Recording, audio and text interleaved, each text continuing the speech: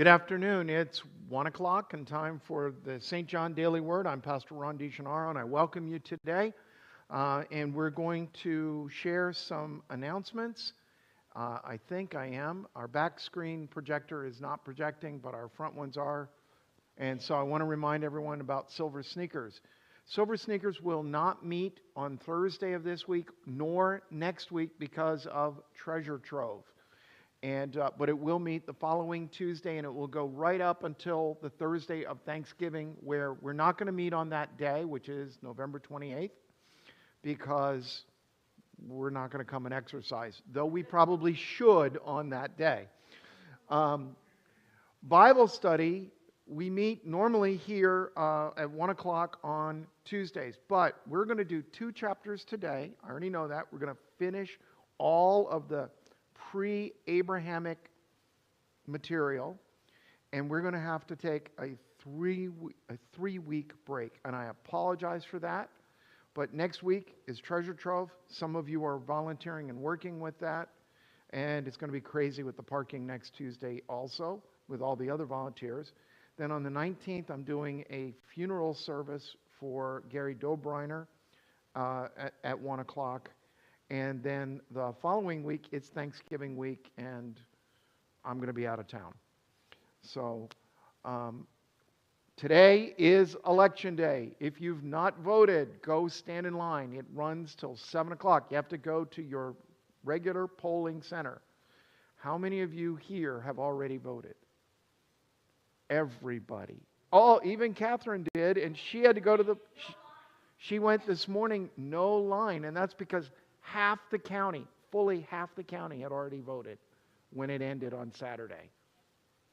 We tried to vote the first day of early voting, and my wife said, I'm not standing in that line. So we went and got lunch, went back again. The line was a little smaller, but still long enough that she's like, nope. So that's done. Church conference is this Sunday at 1:30 p.m. in the sanctuary. It will not take very long. I feel badly. I drove an hour and a half to go run a 20-minute meeting, and the pastor that I ran it for is going to drive over here and run our 20-minute or less meeting. And so we need to do that. Parkway Food Ministry, there are all kinds of donations you can make of non-perishable food, peanut butter, canned goods, and cereal. What we try to do as a rule of thumb is Janine shops at one of the grocery stores that has buy one, get one frees. And so if there's a buy one, get one free, we will buy that. Sometimes we'll donate both, but most of the time we donate the one that we get for free. With 2 of us, we don't eat as much as we used to. We fed 2 teenage boys, So Faith and Fellowship, Pastor Dorman, Tuesdays at 12 p.m. Not next week because of Treasure Trove. It would be a mess, and they'll go back to the education building. They used a different room this week. Grief Share will meet this week, and it will meet next week, but it's going to meet in the sanctuary. And we have a room set up for them, the overflow room with their TV and everything. Popsicle Ministry still takes place on Thursdays, and the donation times are still Monday 12 to 3, Wednesday 9 to 12. I do want to tell you next week, if you're donating something, please get it in before 12 because we have to price it, set it, put it in the right place, and all of those kinds of things. And they're going to be doing that Wednesday afternoon, and they're doing that now. They've been doing that. Gary Dobriner's service, Celebration of Life, will be live streamed. We're going to connect and share that to our page as well as a Celebration of Life service Wednesday, November 6th. That's tomorrow. And it's noon our time, 11 Central Time. Treasure Trove sale is next Thursday or next Friday and Saturday, 8 a.m. to 2 and 8 a.m. to 12 noon. And so you need to come and shop and be supportive, volunteer. St. John polo shirts are available. We just had some come in from some folks who order them. They look wonderful. And you can order those. They start at $35. The Turkey Roundup, I am so impressed with what you all did this past week. And we're doing it for 2 more weeks. I don't expect you to continue to do it each and every week, but it was a little over $2,300 came in, almost $2,400. And Operation Christmas Child, more boxes are coming in. There's some out. We still have boxes that are started, and you can take one of those. It's sort of a crib sheet for you. It has many things in it. You can add some other things. And we have some empty ones if you want to do. Janine has stuff on our kitchen table to put in and decorate our boxes and bring those in. Those are all of our announcements, although we will let you know that also our Pledge Sunday will be November 24th as well. And if you did not receive your pledge card because you've just recently arrived, and up north we have them in the narthex, you can pick them up, or in the office. We'll give you 2 for the price of 1 for those 2. I said that to somebody on Sunday, and they're like, I said, well, we give you 1 for you and 1 for your spouse. So we're going to begin with a word of prayer. Gracious God, we thank you and we praise you for this day. We ask that you would be with us in everything we say and do.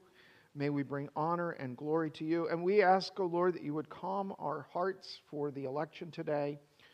Though one side will win, the other side will not. But we should remember that we are all of your people and we are citizens of this nation. And all of our votes count, even those that are not successful. We pray, O God, that you would be with us and be with our nation. Heal it, strengthen it, watch over it. We pray in the name of the Father, the Son, and the Holy Spirit. Amen. We are in Genesis chapter 10, and we're going to cover 2 chapters today, chapter 10 and chapter 11. I'll move quickly through 10 because it's mostly genealogical material and nations, what nations trace their way back. But if you think about it, all the nations of the earth traced their way back to Noah and Noah's 3 sons. And I used the description last week to talk about how you have a starting point with the first humans, with Adam and Eve, and from them it starts to branch out. Then because of evil and violence, and God regrets having created the world, God decides to destroy the world and destroy humanity except for Noah, Noah's 3 sons, Ham, Shem, and Japheth, and their wives who we don't know their names. So we refer to Noah's wife as Mrs. Noah. We don't have a name for her. Well, that's the question. And the question that I was just asked is, was it the whole world? It is their whole world. And if you can find archaeological evidence all over the globe of a severe flood. Now, is that because there have been floods? Or is it because the entire world was covered with water? The description in Genesis, if it is accurate, it is rain for 40 days and 40 nights. That's a boatload of rain, no pun intended. But that's a lot of rain. Plus, it says that the whole of the earth was covered for over 150 days. And so half a year. And then when the ark comes to rest on Mount Ararat, which is the description that is given, that's the name of the mountain that is given. But there's a problem. And that is, there are a whole series of mountains that are referred to as Ararat. And it's thought to be modern-day Turkey, somewhere in that area. It has spawned all these In Search Of and In Mysteries and all of these kinds of shows trying to find it. And no one seems to have found it yet. But that they are there so for half a year they float. For another half a year, they're there before the water recedes. That sounds like a lot of water, a lot of problems. I know what 3 months of rain, and that's the equivalent of 3 months of rain that you get a couple, like an inch or 2 a day or something like that. I know what that did in western North Carolina. That was devastating. And that was the report, that some parts received in a 36-hour period, I think it was, 4 months worth of rain. And that's why the rivers swelled and the mountains, you just couldn't absorb it. One of the things that we have discovered that you know, especially you being here most of your life in Florida, and some of you have lived in Florida a long time, that when we get hurricanes, what makes me nervous is when we get storms and the ground is already saturated because the root system of the trees becomes loosened up. And that's why a lot of the trees go down. It's not because the wind blows it down, although in some cases, those of you who lived through Hurricane Andrew, and I know you did, Mike, that was just so catastrophic because of the wind and the power of that wind. When it snaps telephone poles and metal street light poles in half, all at the same level. That's my friend who was there. He said all the signs were all cut off. Your street poles go up like 20 feet in the air or something like that. And at about the 10 or 11 feet, they were just snapped. And it was just all of it like that, wherever the storm went. But when it's wet and then it sits, sometimes we have hurricanes, in our experience here in Florida, where they'll sit off the coast and they'll throw bands of rain for a couple of days, and then they'll come on shore, and everything's loosened up, and you have a lot of problems. I mean, I'm amazed when I drive just the mile from the church to the parsonage at how many people have trees that are piled up by the curb still because they lost a lot of trees. And oak trees, I love oak trees. They're beautiful, they're strong, right? The wood is strong and everything else. They have the poorest root system because it's a surface root. It's a surface system. And so, you know, they go down. I had in the church that I served before I came here, we had a tree that it was what are called grandfather oaks. These are massive oak trees. They said it was 300-400 years old. It was at the church, and it was over the playground. And this is a side thing, sorry. I had never had a bid before in my life, $30,000, 20 plus years ago, to take the tree down. We found somebody who did it for less, a lot less.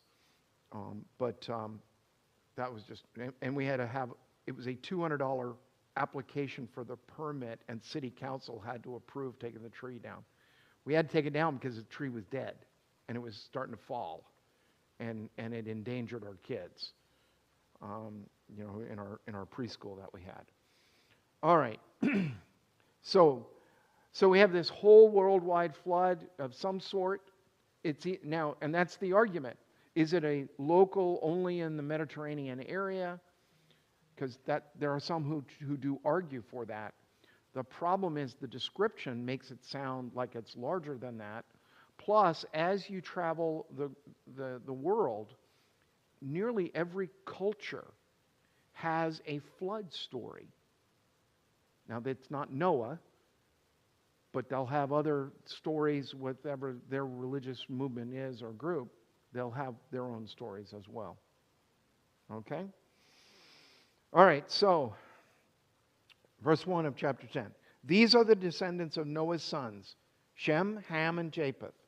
Children were born to them after the flood. Right? We've already had a listing of a couple of them because of the, we have Ham, whose child was Canaan, and somehow Canaan is involved. And then we have a listing, and Canaan, hence the name Canaanites, are folks who are cursed because there is a lack of respect and a lack of relationship with God, or at least that's what it is stated here. Remember, Noah has a garden, he has a vineyard, he's an agricultural person, he lets the grapes ferment, he drinks the grapes, he gets drunk, and he is naked in his tent, and it says Ham saw it, but then the curse is on Canaan, not Ham. It just doesn't quite make sense.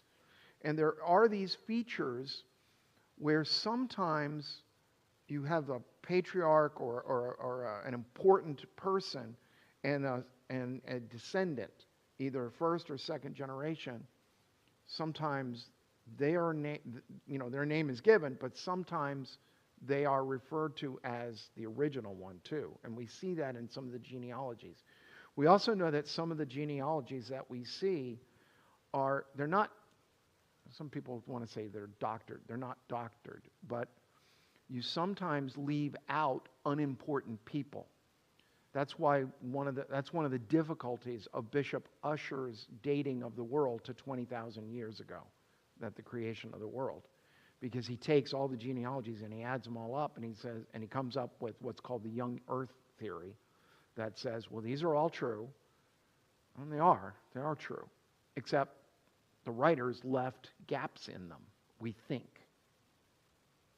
We see it in the kings. Sometimes they'll skip a king. And that kind of stuff. Or just mention them in passing. Children were born to them after the flood. The descendants of Japheth: Gomer, Magog, Madai, Javan, Tubal, Meshach, and Tyrus. The descendants of Gomer: Ashkenazar, Rephath, and Togarmah. The descendant, and it just goes on like this. Do you want me to pronounce all these for you? No.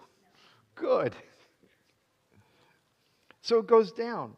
I will do this though. The descendants of Javan: Elisha, Tarshish, Kittim, Rodanim, and from these the coastland peoples spread.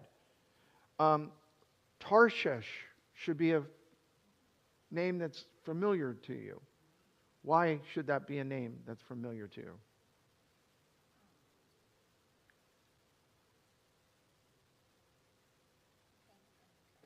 No, they didn't come from Tarshish. Well, yeah, you have Paul, who's Tarshish, but you also have something else going on. Actually, it's Tarsus where Paul comes from, not Tarshish.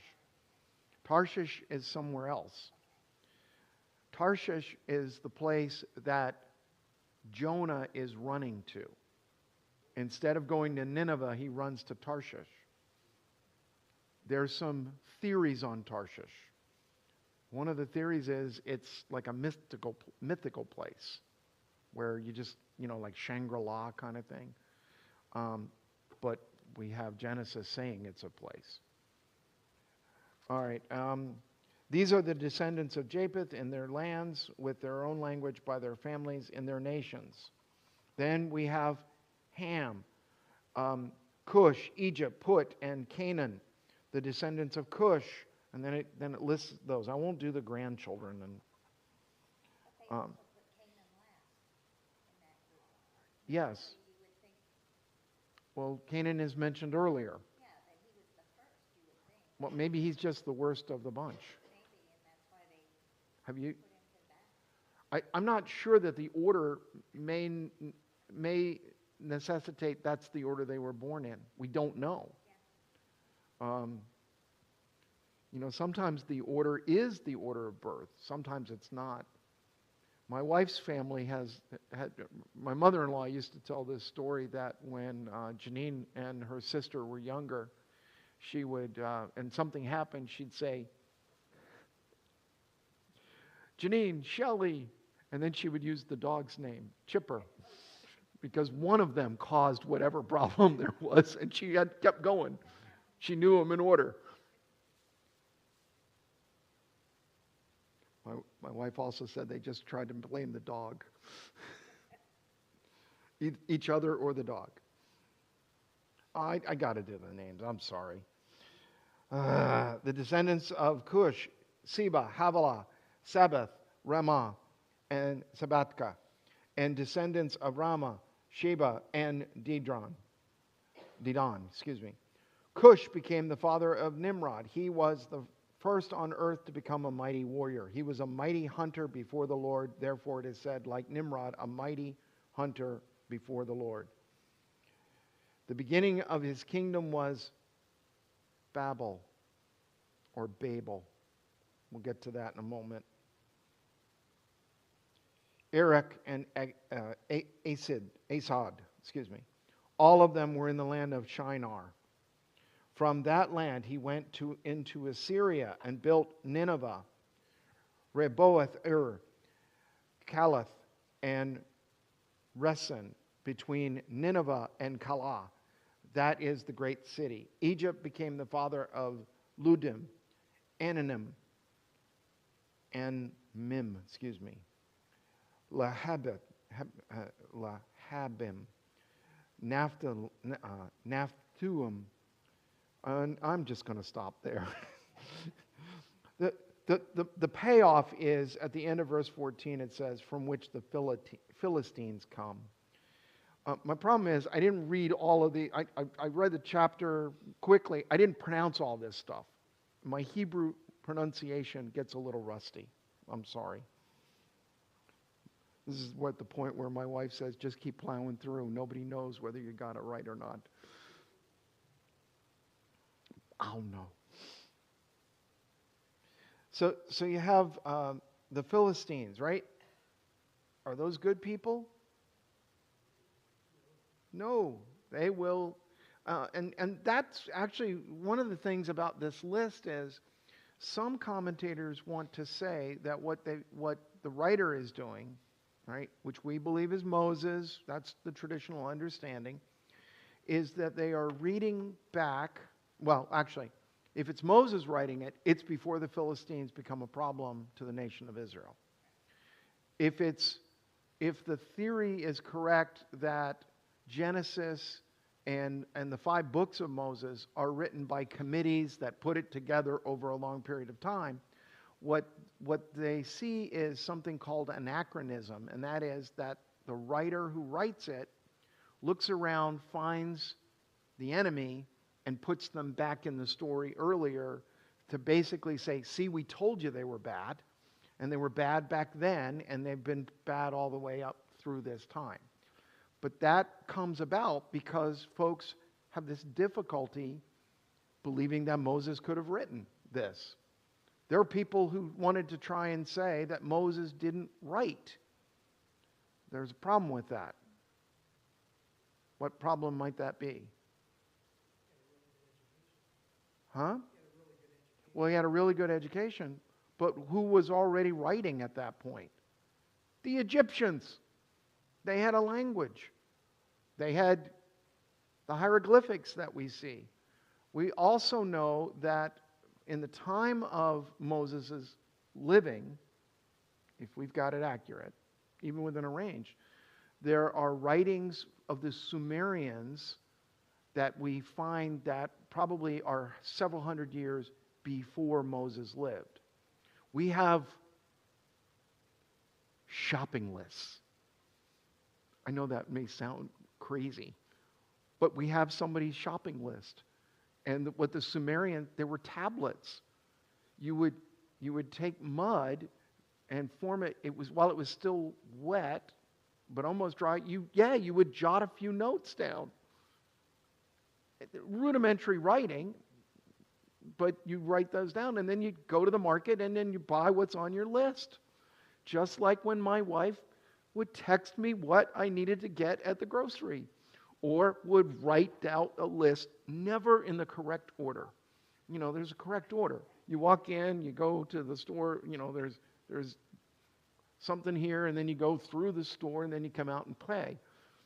I had a friend who said that he was married a couple times. He said his favorite wife was his first wife because she was very logical in her grocery shopping.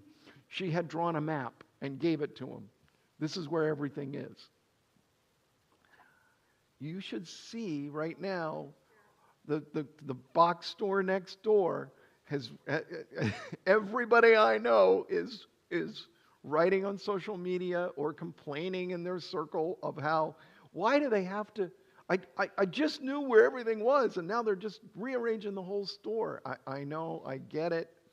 I had a 10-minute trip that took me 35 minutes because I was trying to find something. I never did find one of the things. Janine went in and found it like that. Okay.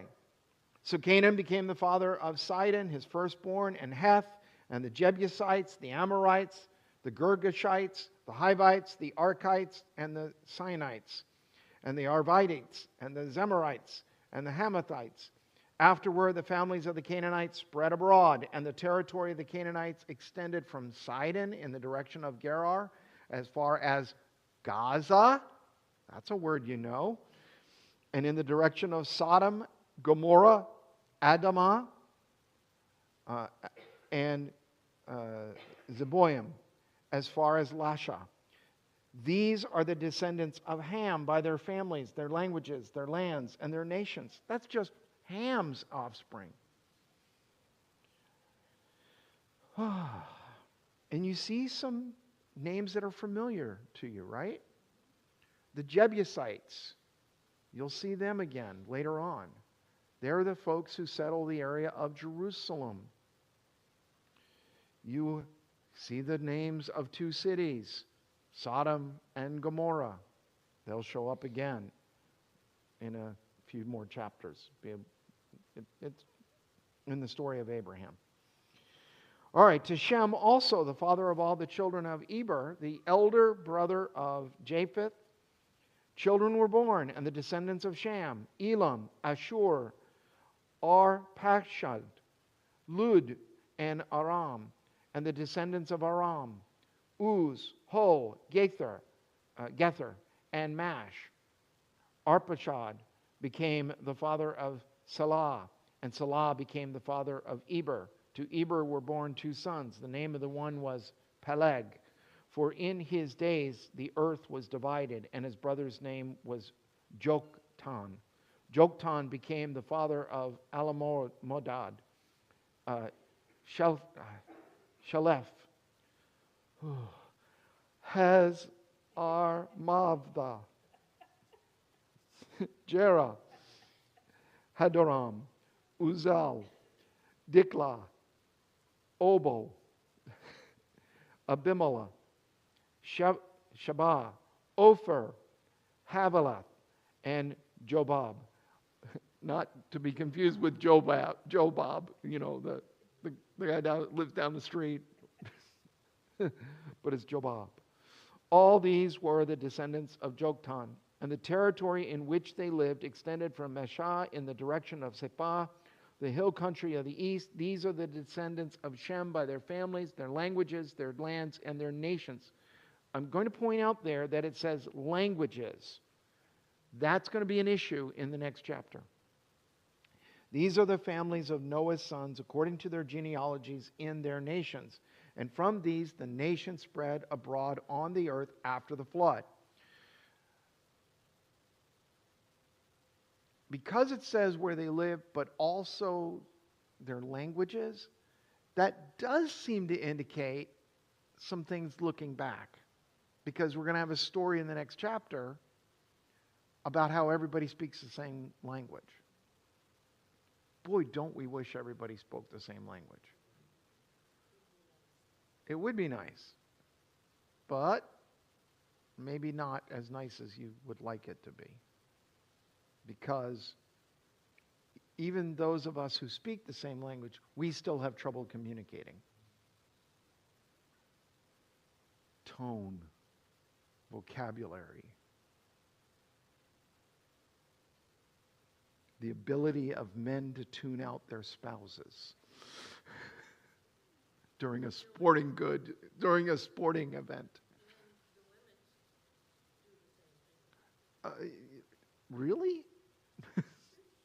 My wife didn't say that she tunes me out.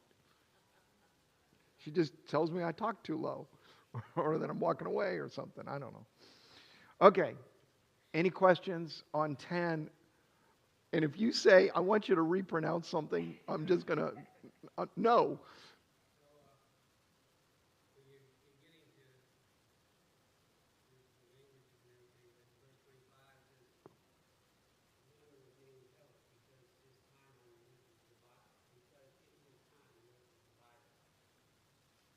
Yeah,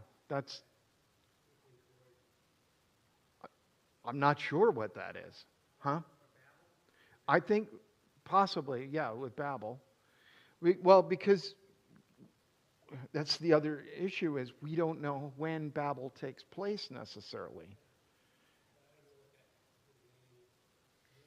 I don't either. It just means that his time was divided. The earth has been always divided, it seems like. But yeah, see, you got two preachers here who are looking at each other going, I don't know what it means either. I asked them was it last week? I said, you want to jump in here? You're like, nope, you're doing great because you didn't want to step into what I was stepping into. Because this whole period of time, all we have for this history is this biblical history. We don't have anything else. We don't know of anything else. And Moses is writing this possibly thousands of years after these events take place. Usually with all of this stuff, somebody asked me, where were the Cro-Magnons and the Neanderthals and all of that stuff? We don't know any of that. It doesn't fit. All right, so chapter 11, verse 1. Now we get to some more narrative of stories, not just of people. Then we're going to go back to some more people. Now the whole earth had one language and the same words. And as they migrated from the east, they came upon a plain in the land of Shinar and settled there. And they said to one another, come, let us make bricks and burn them thoroughly. And they had brick for stone and bitumen for mortar. So what this is they're able to build. They're becoming industrialists. So they would take the brick, form it out of some mud, fire it.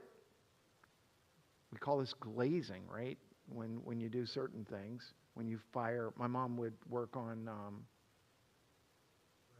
ceramics. Thank you. And that's what that's really what this is a ceramic brick type of thing. So they're putting that together. They've got something for mortar, and they can build stuff.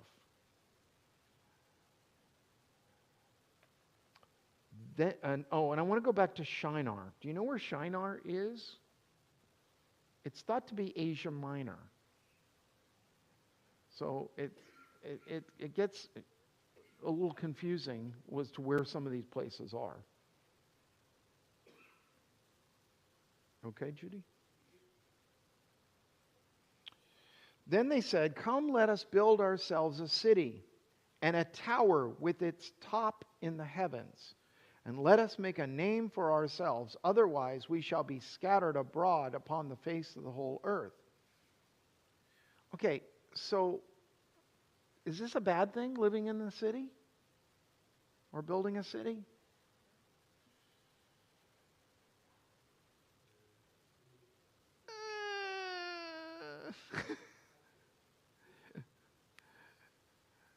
There is an element here that will be revealed, that what their motivation isn't just like, oh, let's just build ourselves a nice city. Because then they said, let's build a tower so we can go up to heaven. Why is that a problem?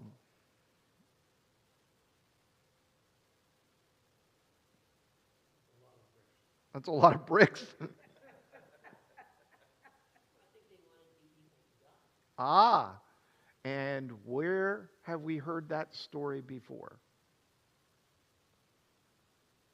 In the garden. So there is a reoccurring theme here in these first 10, 11 chapters of we can be like God. And we can make ourselves like God. Violate God's law, eat of the fruit, or, hey, we can go to heaven by building an elevator, a tower to go up. Now, legitimately, could they? We don't think so. But God shows them here. Now, I'm just going to tell you, as soon as I heard that, there's this old preacher joke about the man wanting to go to Hawaii. And God says, I will grant you three prayers answered. And he says, well, I want you to build a bridge to Hawaii. No, I can't do that. I want money. I can do that. Yeah, I can do that. I want fame. I can do that. Okay, I can't do the bridge thing. That's a long ways. Da, da, da, da. He says, make me be able to understand my wife's mind. So do you want the bridge out of concrete or out of wood? You know.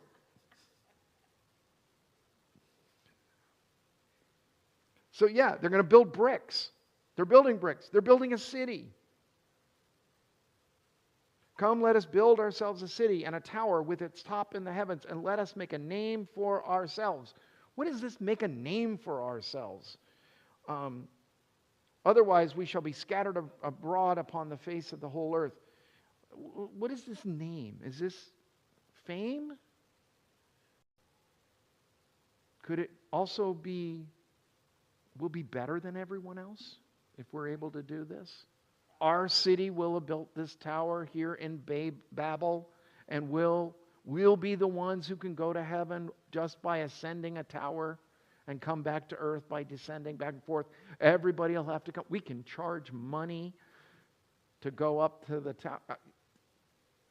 It's all of that kind of stuff. Verse 5. The Lord came down to see the city and the tower, which mortals had built. And the Lord said, look, they are one people, and they all have one language. And this is only the beginning of what they will do. Nothing that they propose to do will now be impossible for them. Come, let us go down and confuse their language there, so that they will not understand one another's speech. Now, this is the closest thing I see to worry in God. Anyone else kind of have that sense or feel that? There won't be anything they can't do because they can all get together and they speak the same language. So let's go. And then what other distinctive thing do you see there that's unique? All right, I'll tip you off. Let us go. Why do you think that let us there? Okay. Yes, well, see, we think as Christians, as Trinitarian Christians, that this is God the Father, God the Son, and God the Holy Spirit having a conversation with each other. In Hebrew and in the Hebrew language, what the rabbis talk about is that this is the perfect of perfection. It is the phrase. So it's the plural of perfection, And it occurs in Genesis. It occurs in Genesis 1. Let us make man in our own image. It's plural there. We pointed that out and then it talks about the Spirit of God going upon the water, and God said. So it's all of this in the Hebrew language. It's all this plural, and the Hebrews don't understand why it's there. So they created this thing and says, "Oh, it's the plural of perfection." We as Christians look and go, "It's the Trinity," because we can see that. We've got a little bit more of the story there, and we're biased in one way. The Hebrews are biased in another way. And the Muslims are biased in their own way. And those are the three monotheistic religious groups. So the Lord's, come, let us go down, confuse their language there, so that they will not understand one another's speech. So the Lord scattered them abroad from there over the face of the earth, and they left off building the city. Therefore it was called Babel, because there the Lord confused the language of all the earth, and from there the Lord scattered them abroad over the face of all the earth. What I learned in college and seminary is that there may be a lot of truth to this story, because as you look at how language develops, it seems that there's this commonality of, you have separate languages, and they seem to go back, like branching back to one point. And there's no understanding or reason for that. What archaeologists and the people who study movement patterns and all of that seem to want to say is, well, people went over to here and they lived here, and people went over and lived here, and then their languages shifted and changed. Rather than maybe their languages shifted and changed. And so what my college professor said is, people are standing around and they can't talk to the person next to them, but they can talk to somebody over there. Hey, you come with me. And then they go off because they can speak a common language. What's interesting is, what is the exact opposite of this as an event in the New Testament? Book of Acts, chapter 2. Well, and lots of different groups are not sure what speaking in tongues is. It gets argued about in different ways. But one of the things that's very clear, I always like, when we come to Pentecost Sunday, I don't know that it's necessarily a miracle of the tongue, but it's a miracle of the ear. Peter gets up and preaches, and everybody understands him in their own language. That's a hearing issue. That's not a speaking issue. It's not like the UN, where they have to have the earphones and somebody's hearing it and translating. I actually had a neighbor in one of the communities that I lived in. That's what her job was. She heard it in one language. She listened in English, and she would translate to Spanish. And so that all of the South American and different folks, they were listening to her. And I said, was that a hard job? She said it was the most stressful job, because you're talking to diplomats. You're talking to people who are looking to be slighted, and representing their countries and some of those things. So what Genesis 11 is telling us is that we all spoke one language, and God, and because we all spoke one language, we thought highly of ourselves. We wanted somehow to be equal with God, which goes back to the garden as well. So it wasn't dealt with. It's still a problem that they're dealing with, which, by the way, I still think that's the problem we're dealing with. We want to be important. We want to be God-like. All of our technology moves us in that direction, doesn't it? Right? Dorman was a couple weeks ago, or a month or so ago, was talking about Elon Musk wanting to take people to Mars. I was like, I'm ready to wave. I'm not going. I'm going to start talking like the Wright brothers' father, or the bishop of their father, because they were Methodists. And there was a Methodist bishop who said, actually Evangelical United, or Evangelical or United Brethren, one of those. And maybe you've heard this phrase, but their relative heard the phrase, if God had intended man to fly, he would have given man wings. If God had intended us to go to Mars, he would have put us there without having to take a trip. I don't do submarines or rockets. It's to start life. Oh, yeah. Yeah, he thinks that we can live longer if we go to Mars. We don't have all our eggs in one basket, is what he said. Yeah. The human race, for some reason, it's not out of the theology, it's out of a secular worldview. Secular worldview and an idea which in some ways is noble, and that is to preserve humanity. Yeah. These are the descendants of Shem. When Shem was 100 years old, he became the father of Arpachshad, 2 years after the flood. And Shem lived after the birth of Arpachshad 500 years and had other sons and daughters.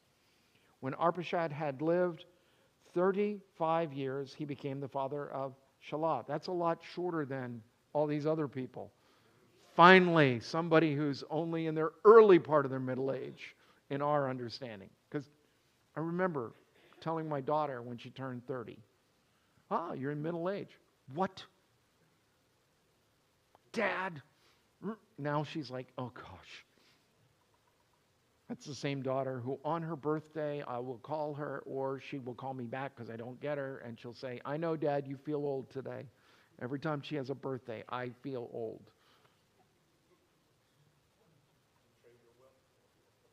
Well, I did that with my mother.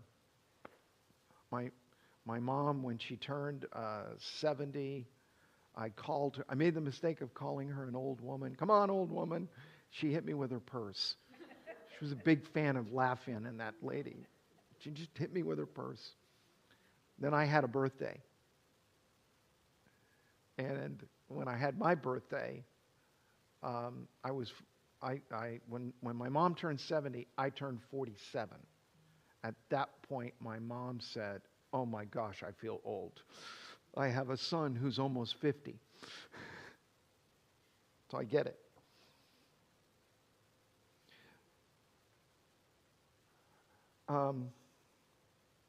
Arbashag lived after the birth of Shelah, 403 years, and had other sons and daughters. But the other sons and daughters weren't important, so they don't get named. Thankfully, we don't have to learn all those names. When Shelah had lived 30 years, he became the father of Eber, and Shelah lived after the birth of Eber 403 years, and had other sons and daughters. When Eber had lived 34 years, he became the father of Peleg, and Eber lived after the birth of Peleg 430 years, and had other sons and daughters. Then Peleg had lived 30 years, or when Peleg had lived 30 years, he became the father of Ruah, and Peleg lived after the birth of Ruah 209 years, and other sons and daughters. When Ruah had lived 32 years, he became the father of Serug, and Ruah lived after the birth of Serug 207 years, and had other sons and daughters. Then Serug had lived 30. When Serug had lived 30 years, he became the father of Nahor, and Serug lived after the birth of Nahor 200 years, and had other sons and daughters. When Nahor had lived 29 years, he became the father of Terah, and Nahor lived after the birth of Terah 119 years, and had other sons and daughters.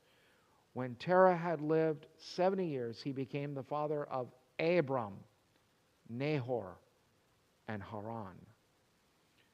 All right, so what's important is it gets us to this point where we have Abram, whose name will later be changed to Abraham, and you have all these generations. But there's something else that hopefully you picked up.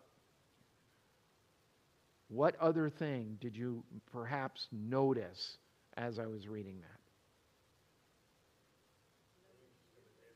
The age is coming down. The age is coming down. And it will come down to David's time frame, which are still thousands of years removed from this, to what? 70. So that for David, he says a score is 20. 70 is 60. And 10, he's saying the average life is 70. Now, you and I know that the average life in the Middle Ages was 40 for men. For women, it was shorter because of childbirth, because people would have 10, 12, 13, 14, 20 children, not all living. Yeah, Mike's eyes just got, no. You're an only child, right? No. Okay, there are two of you, but you had an only child. Yes. Yep, some of us had 5. But, my grandmother was one of 12. And you're one of 9? Yeah. 1? There were 5? 5? 2? Just you. Oh, we did. I have a younger brother. Oh, then there is 2. Okay. 5? That's a common number. 3? 3? 2? 2? Okay. 2? 3? Yeah. Some of us have, and I'm one of 3. I had a sister and I have a brother. And I have 5 kids and 6 grandkids. So I am broke around this time of the year because I have to start. Oh, and I got some of them have birthdays in November and December. And then Christmas. Huh? Well, yeah, they all have birthdays, but their birthdays are like all in this time frame. Janine's like, what are we getting the grandkids? I have no idea. And we have the 2 girls that are a month apart. They're cousins. They get the same thing. Whatever it is, they get the same thing because they talk. All right, so we have that going on, and we've got a few more minutes. We'll finish up. Any questions up to that point? Oh, why do you think it is that the ages are getting shorter?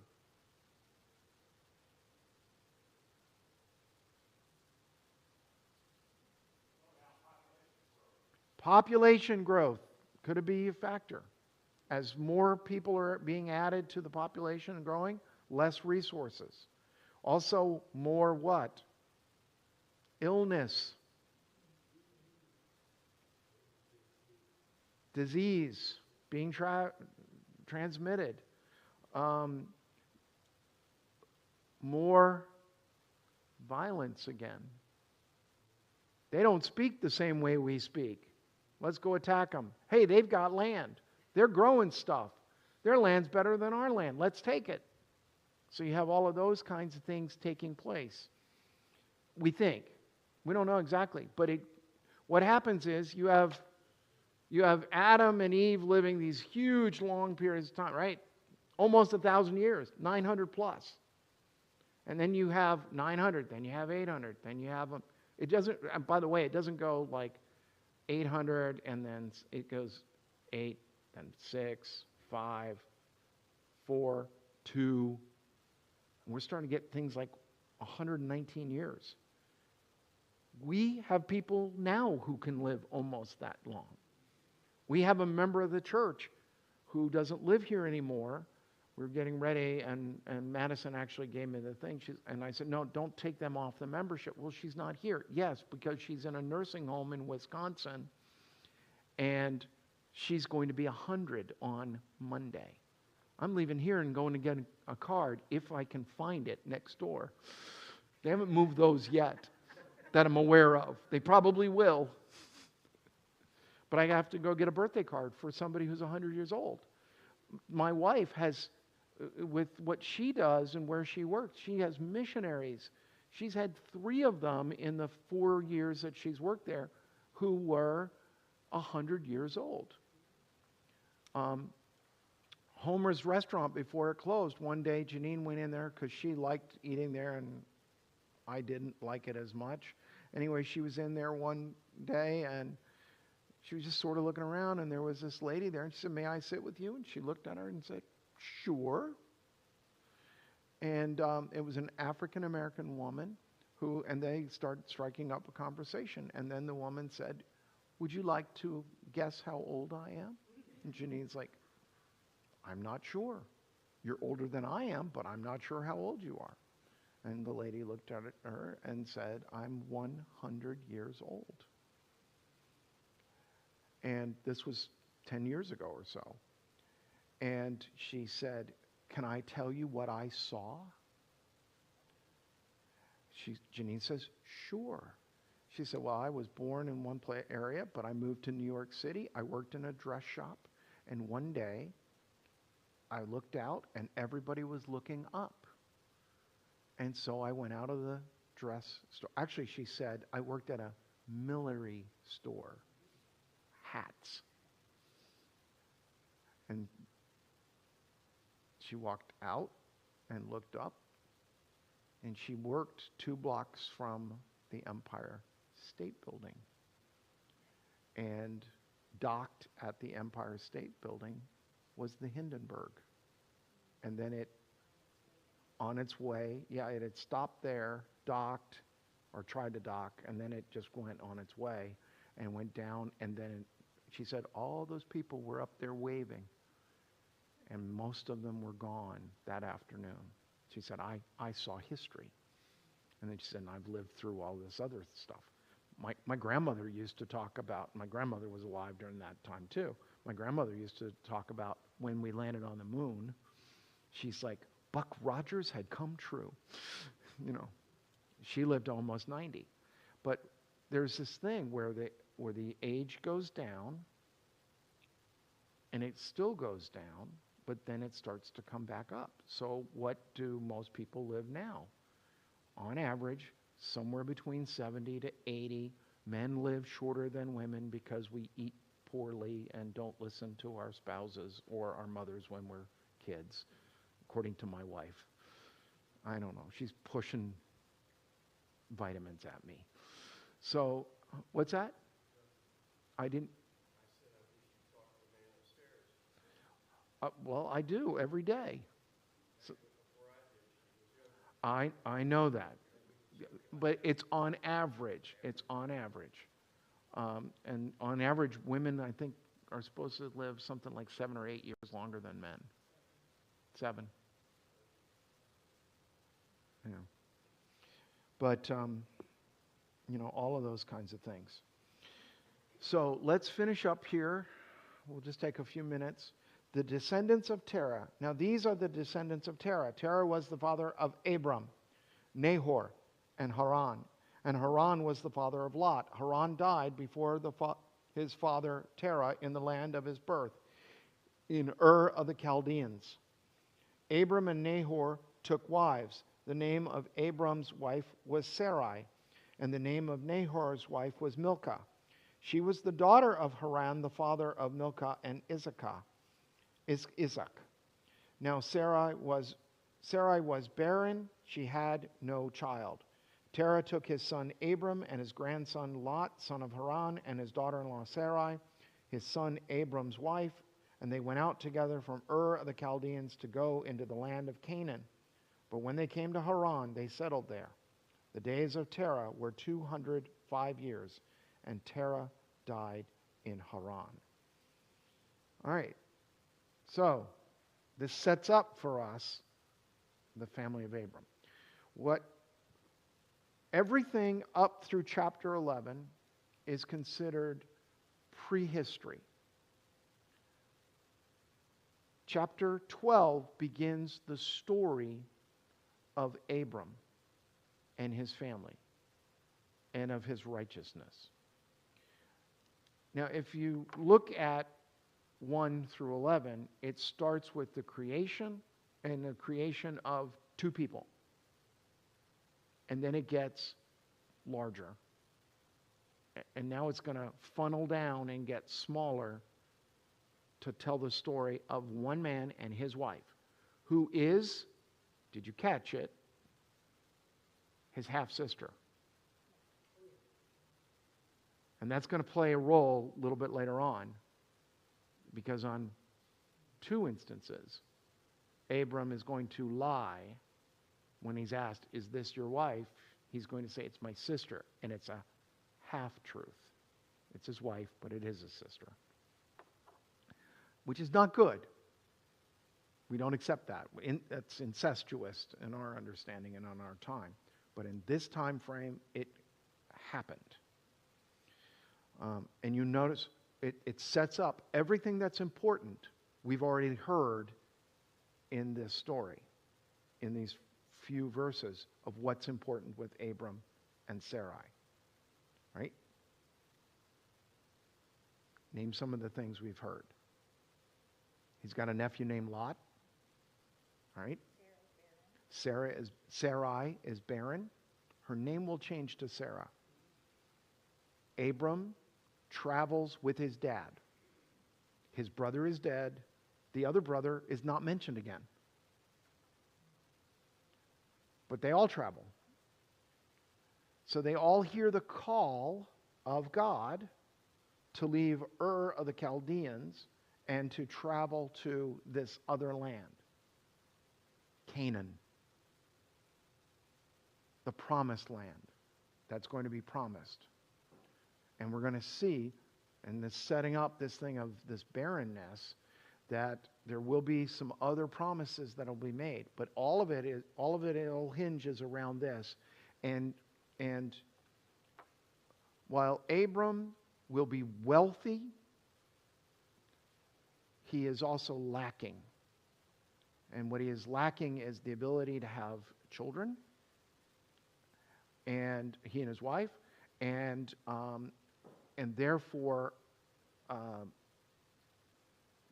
because they can't have children, it was seen in that time frame, and sometimes it's still seen that way, this way, because they don't have kids, because he can't have kids, it's seen somehow as God is not blessing him, because he doesn't have anyone to hand off his wealth to.